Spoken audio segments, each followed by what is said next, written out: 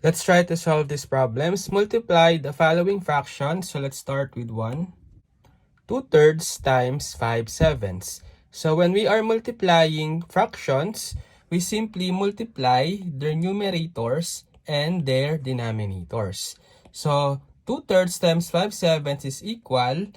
So multiply the numerators 2 times 5, that's 10, over multiply the denominators 3 times 7, 21. So the final answer is 10 over 21. Next, for number 2, we have 8 over 9 times 21 over 44. So likewise, we can multiply the numerators over the product of the denominators. But if we notice that if we can cancel common factors in the numerator and denominator, we can do that first so that the final answer is always in the lowest term. So we can try to factor 8 as 4 times 2, 9, we can factor it as 3 times 3. 21, we can factor that as 7 times 3. While 44, we can factor as 4 times 11. Now check the common factors in the numerator and denominator that can be cancelled. So we have 4, 3. So that's all. And then we can just multiply the remaining factors. So for the numerator, we have 2 times 7, that's 14. Over the denominator, we have 3 times 11, that's 33. So the final answer is 14 over 33. Next, for number 3, we have 2 times 3 over 11.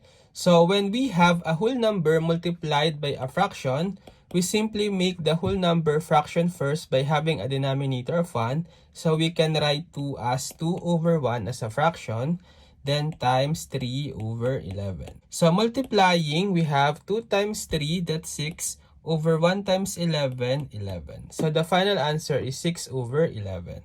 Next, for number 4, we have 1 and 1/2 times 2 and 3/4. So this time we are multiplying two mixed numbers. So the first step is to always convert the mixed numbers into improper fraction. So let's convert 1 and 1/2 to improper fraction. So let's multiply the whole number by the denominator. 1 times 2, that's 2. Then add the product to the numerator 1. 2 plus 1, that's 3. Over the same denominator of 2. Then times, so again, let's convert 2 and 3/4 to improper fraction. So multiply 2 times 4, that's 8, plus 3, 8 plus 3, that's 11, over the same denominator of 4. And then we can now multiply the numerators. 3 times 11, that's 33, over 2 times 4, that's 8.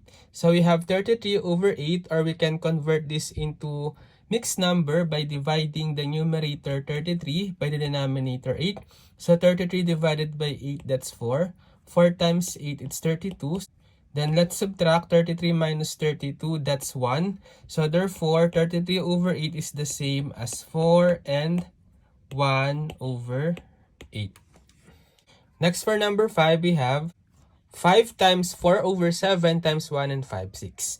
Again, we are multiplying a whole number, a fraction, and a mixed number. So for 5, let's make it as a fraction by having a denominator of 1. Then let's just copy 4 over 7. For the mixed number, let's transform this to improper fraction. So multiply 6 times 1, that's 6. Then 6 plus 5, that's 11. Then over the same denominator of 6.